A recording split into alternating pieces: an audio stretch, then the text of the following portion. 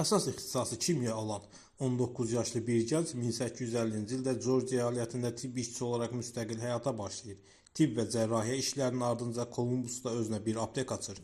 Amerikan vətəndaş müharibəsinin məşhur döyüşlərindən olan Kolumbus döyüşündə konfederasiya ordusunun leytenantı olaraq iştirak edir və döyüş zamanı sinəsindən qılınc yarası alır. Döyüşdə aldığı bu yaranın sağalma dövründə ağrını kəsmək üçün morfindən istifadə etməyə başlayır. Morfin asıllığından qurtulmaq üçün tərkibində morfin olmayan ağrı kəsici hazırlamaq üçün işlər görür. Kəşf etdiyi və tələb görən yüngül alkoqollu içkini daha geniş bazara çıxarmaq üçün Kolumbusdan Atlantaya köçür. Bu əyalətdə alkoqol qadağası qüvvəyə mindikdə alternativ alkoqolsuz içki üzərində işləməyə başlayır. Təsadüfən icad etdiyi alkoqolsuz qazlı formulun ilk şüşəsi 8 may 1886-cı ildə Atlantada şərik olduğu Jacobs aptekində satışa çıxarılır və məşhurluq qazanır.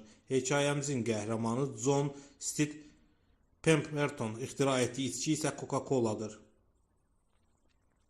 Ölənə qədər morfin asıllığının davam etdiyi üçün şirkətin demək olar ki, bütün səhmlərini satır. İxtirasının bir gün bütün ölkədə məşhurlaşacağı xəyalı ilə son hissələrini oğluna bağışlayır. Doktor Pemberton 1888-ci ildə mədən xərçəngindən vəfat edir. Amma atasının ölümünün ardınca oğlu Charles də əlindəki hissələri $1750 satışa çıxarır.